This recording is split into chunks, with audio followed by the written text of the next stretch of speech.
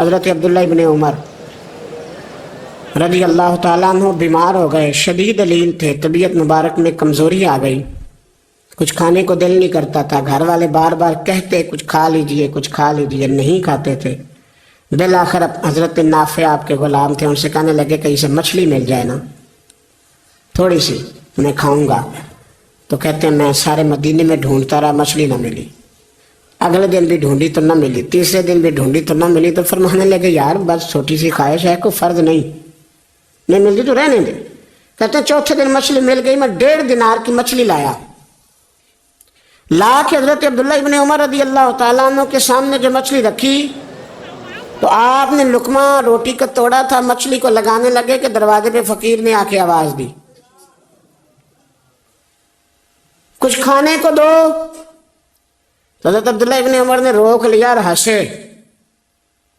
کئی دفعہ دے ہم بھی دیتے ہیں پر ہمارا چہرہ دیکھنے والا ہوتا ہے، اتنے ہم غصے میں ہوتے ہیں، دے دیتے ہیں، لیکن جو چھلوٹیں ہوتی ہیں نا چہرے والی وہ گنی نہیں جاتی۔ ہنسے، فرمایا دیکھو میرا اللہ کتنا کریم ہے، وہ مجھے بچانا چاہتا، اٹھا بار دیا جا کے۔ تو خادم اب حکم کا پابند تھا، وہ لا تو اللہ تو کر نہیں سکتا تھا، وہ گیا اور جا کے دے آیا۔ فقیر جب سارے محلے سے آٹا اکٹھا کر لیتے ہیں تو پھر ایک جگہ جا کے بیچتے بھی ہیں۔ دے آیا، وہ 2 گلیاں آگے گزرا تو میں پیچھے دوڑا گیا، میں نے کہا سچ بتا کھانی ہے کہ بیچنی ہے؟ وہ کہنے لگا جو بھی سبب لگ جائے کر جاؤں گا، آپ نے دے جو دی ہے۔ تو کہتا ہے میں نے اسے کہا کہ یہ 1.5 دینار کی میں نے خریدی تھی، اگر تو 2 دینار کی مجھے بیچ دے۔ تو آج کل مچھلی مدینے میں مل نہیں رہی، تو میں اپنے آقا کو دے دوں گا، وہ یہی کھائیں گے، بیمار ہے۔ تو کہنے لگا جی بسم اللہ، مجھے کیا اعتراض ہے، 2 دینار مل رہے ہیں، 1.5 کی مچھلی، اور 1.5 کی بھی کسی نے نہیں خریدنی تھی، اب تو پک گئی۔ فرماتے میں نے 2 دینار اس کو تھمائے، وہ مچھلی اس سے خریدی اور خرید کر کے میں لا کے حضرت عبداللہ ابن عمر کے سامنے دوبارہ رکھی۔ تو فرمایا یہ کیسے آ گئی؟ میں نے کہا حضور 1.5 کی خریدی تھی اور پھر فقیر کو دے دی، اب اسی سے میں 2 دینار کی خرید کے لایا ہوں، آپ قبول فرمائیں۔ تو فرمانے لگے تم نے اچھا نہیں کیا، اب اس طرح کرو 2 دینار بھی اسے دے اور مچھلی بھی واپس دے آؤ۔ عرض کی حضور کیوں؟ فرمایا تم نے قرآن نہیں پڑھا؟ حضور پڑھا ہے۔ فرمایا رب فرماتا ہے لن تنالوا البر حتی تنفقوا مما تحبون، تم بھلائی کو اس وقت پہنچو گے جب اپنی پیاری چیز راہ خدا میں خرچ کرو گے۔ امام غزالی نے لکھا ہے، فرمانے لگے دیا، تو وہ حضرت نافع کہتے ہیں میں دینے گیا، دے کے واپس آیا تو کچھ پریشان تھا، کیونکہ مجھے بھی 4 دن ہو گئے تھے نا تلاش کرتے، تھوڑی طبیعت میں مایوسی تھی کہ اتنی محنت سے میں نے لایا اور آپ نے واپس کر دی۔ تو حضرت عبداللہ ابن عمر نے مجھے قریب بٹھایا، پھر مجھے تھپکی دی، فرمانے لگے پتر میں نے ویسے بھی کبھی جھوٹ نہیں بولا، اور آج کل تو میں ویسے ہی بیمار ہوں، ٹائم ہی نہیں، وقت ہی نہیں، موقع ہی نہیں جھوٹ بولنے کا۔ میں تجھے سچ بتاؤں، مجھے مچھلی کھا کے اتنا سکون نہیں ہونا تھا جتنی اللہ کے راستے میں خیرات کھا کے مجھے سکون ہوا۔ تو تجھے تو میری راحت سے غرض ہے نا کہ مجھے راحت کیسے ہوتی ہے، تو مجھے سکون ملا ہے، راہ خدا میں دے۔ میں نفسانی خواہش پوری کر لیتا تو یہ میرا نفس کل پھر مجھ سے مچھلی مانگتا، پرسوں کہتا نہیں چھوٹے گوشت کی یخنی بھی چاہیے۔ ہم لوگ الجھ گئے ہیں، بہت بڑے قیدی ہیں اپنے آپ کے، بڑے قیدی، سارا دن اپنی خواہشات کی تکمیل میں بھاگے رہتے ہیں، بڑے بڑے سونے نوجوان۔ میں ان پہ تنقید نہیں کرتا، مجھے ان پہ ترس آتا ہے۔ جب میں رات کے اندھیروں میں انہیں ٹیلی فون لے کے چوکوں میں کھڑے دیکھتا ہوں تو مجھے رحم آتا ہے۔ میں کہتا ہوں دیکھو نفس کی خواہش کے پیچھے یہ کیا مثلا آخر کیا ہے اس میں؟ ایک عورت کے پیچھے تباہ کر لیا اپنے آپ کو، یعنی زیادہ سے یہ کوئی مقصود ہے؟ یہ کوئی مقصد حیات ہے کہ جس کو مقصد بنا لیا؟ میرے عزیز بات کو سمجھ لیں، اتنا خوبصورت آدمی ہے اور اتنا اس کا اونچا قد کاٹ ہے، اور کیا کس کے پیچھے یہ بھاگا ہوا ہے؟ بڑا سمجھدار، دانشور، عقل مند آدمی، ذی روح بندہ، لیکن اس کا سٹیٹس آپ یہ ملاحظہ کریں کہ وہ 20-40 ہزار کی خاطر جھوٹ بولتا ہے، دھوکہ دیتا ہے، فریب اور فراڈ کرتا ہے۔ ہم اپنی نفسانی خواہشات کے پیچھے اس طرح بھاگتے ہیں کہ ہم اصل سے رہ جاتے ہیں۔ میری باتوں میں سمجھ آ رہی ہے آپ حضرات؟ تھوڑا تھوڑا کر کے، ایک ایک کر کے ان کی باتیں کم مانیں۔ وہ ضروری تو نہیں نا کہ سویرے ناشتہ بازار سے اپنی مرضی کا تگڑا کیا ہے، بازار سے لا پوڑیاں چنے بہترین کھائے، اور پوڑیاں چنے ابھی کھائے نہیں، شاپر میں ڈالے ہوئے ہیں، اور وہ لے کے ابھی آ رہا ہے تو ساتھ ہی رستے سے गोश्त भी छोटा अच्छा लगा तो 2 किलो वो भी ले आया कि पूड़ियाँ चने खाऊंगा और दोपहर के लिए गोश्त पकाऊंगा। वो पहले ये तो खा ले साहब, इससे तो निजात पा ले। ये पता नहीं हजम होता है कि कुछ और करता है तेरे साथ, लेकिन वो गोश्त भी साथ ले आया।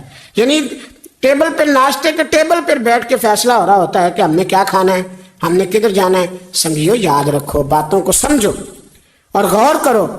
ये थोड़ा थोड़ा करके जब हम छुटकारा हासिल करने की कोशिश करेंगे ना, छुटकारा हासिल करने की, कई जगह से, किस जगह से अगर आपको तंबी होती है ना, तंबी, उसमें भी बड़ा मजा आता है।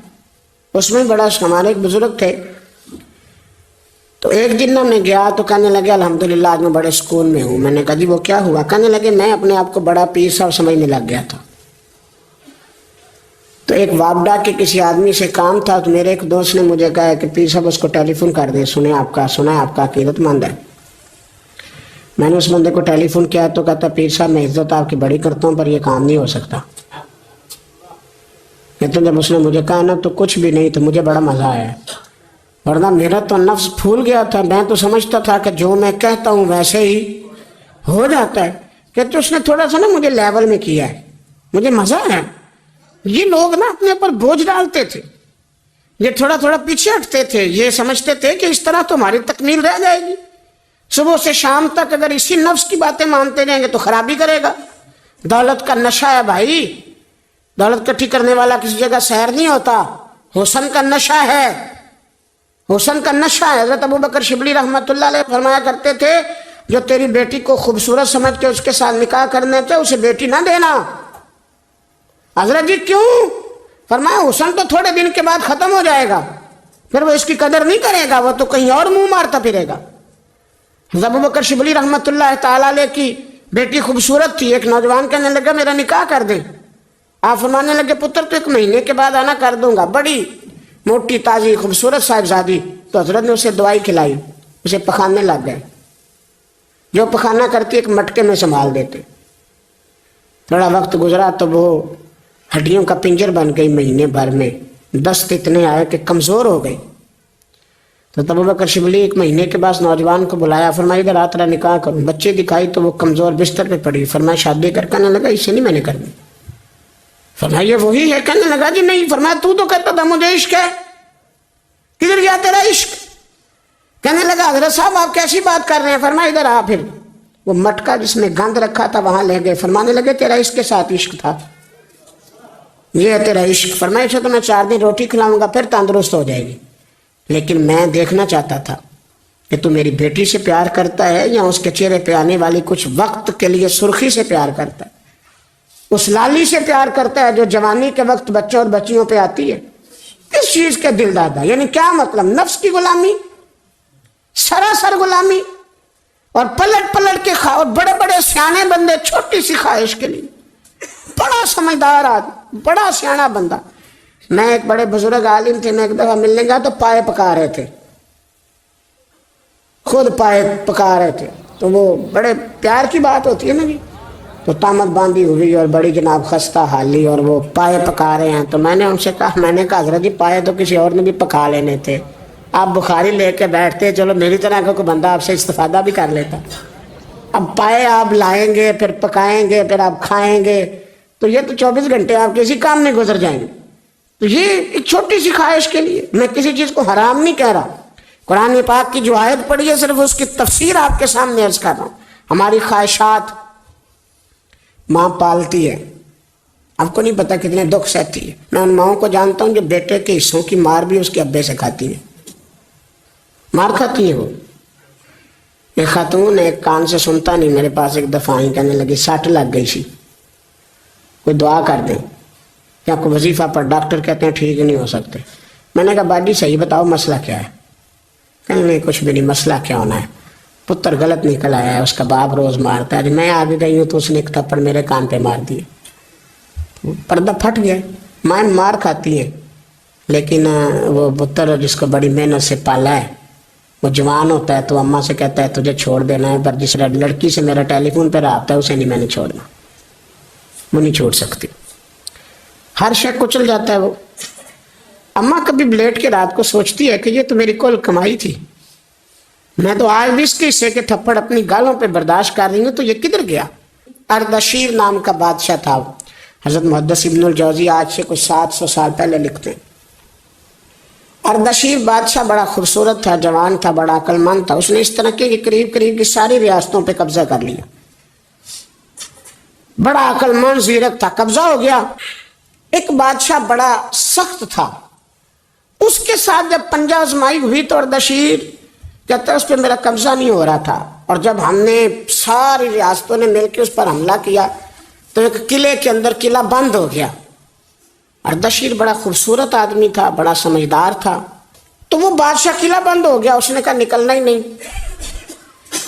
اب وہ اندر بند ہے، یک بارگی حملہ کیا تو وہ بڑا قلعہ تھا اس میں بند ہو گیا. اس بادشاہ کی نا جس پر حملہ کیا، اس کی بیٹی اچانک ایک دن قلعے کی دیوار پہ چڑھی تو اردشیر کے حسن و جمال کو دیکھا تو عاشق ہو گئی، اور اپنے ہی باپ کے خلاف اسے کہنے لگی کہ اگر تو میرے ساتھ شادی کا وعدہ کرے نا تو میں تجھے رستہ بتاتی ہوں حملہ کرنے کا. اس نے کہا میرا وعدہ رہا، تو رستہ بتا. اس نے رستہ بتایا اس لڑکی نے، اور بادشاہ نے حملہ کیا تو اس کا باپ قتل کیا، اس علاقے پہ قبضہ کیا شادی کے وعدے پر. ہاں نفسانی خواہش بندے کو اندھا کر دیتی، نہیں سمجھ آتی اس کو میں کدھر جانا، اندھا کر دیتی. حملہ کیا، اور جب اس لڑکی کو لے کے آیا نا اپنے محل میں، تو پہلے دن شادی کی پہلی رات تھی، تو بستر بچھایا کنیز نے، تو وہ کبھی کروٹ ادھر بدلتی کبھی ادھر بدلتی. تو بادشاہ کہنے لگا کیا ہے؟ کہنے لگی بستر میں کچھ ہے، مجھے تکلیف دے رہی. اس نے چراغ جلائے اور جب بستر اٹھایا تو ایک اتنا سا دھاگا نکلا. دھاگے سے عموماً تکلیف نہیں ہوتی. تو اس نے کہا تو اتنی نرم و نازک ہے کہ دھاگا. کہنے لگی میرا باپ نا میرے ساتھ اتنا پیار کرتا تھا کہ روز میرا بستر بھی خود بچھاتا تھا، اور اس نے آلہ رکھا ہوا تھا، وہ ناپتا تھا کہ کوئی پایا اونچا نیچا تو نہیں، میری بیٹی کا بیلنس سوتے وقت خراب نہ ہو جائے. اور میرے لیے گوشت اور کپڑے بھی خود پسند کر کے لاتا تھا، کھانے پینے کا خود خیال کرتا تھا.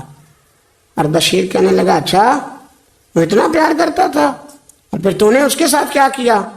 کہنے لگا بلاؤ کنیزوں کو بلایا، فرمایا اس کو اٹھاؤ اور جلاد کے پاس لے جاؤ.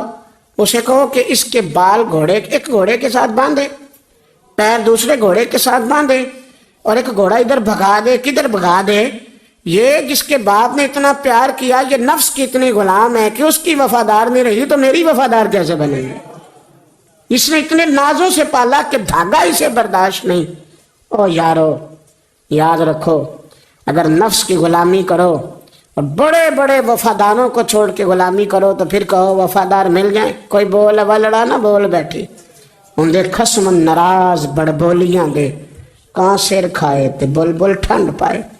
بڑے فرق نہیں سجنا بولیاں دے، جڑیاں خصماں دی وچ رضا وسن، بھاگ جاگ جاندے انہاں گولیاں دے.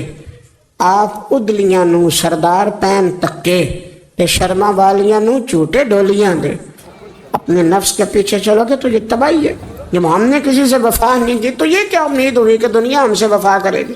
اللہ رسول کی مرضی کے مطابق اصول پسند زندگی بنائیں، ایک ایک کر کے اپنی خواہشات سے پیچھے ہٹیں، تھوڑے پہ گزارا کرنا سیکھیں، اپنے نفس کو سمجھائیں. ضروری نہیں کہ روٹی ہر وقت مزے کے لیے کھائی جائے، کبھی کمر سیدھی کرنے کے لیے خشک روٹی بھی کھا کے دیکھو، کبھی سادہ کھانا اس پہ بھی اکتفا کرو، کبھی تھوڑا کھا کے اچھے طریقے سے سادے کمرے میں بھی اللہ کو یاد کر کے دیکھو. نفس کے پیچھے نہ بھاگیے گا، تباہی کرے گا. رب کریم سمجھنے کی توفیق رفیق عطا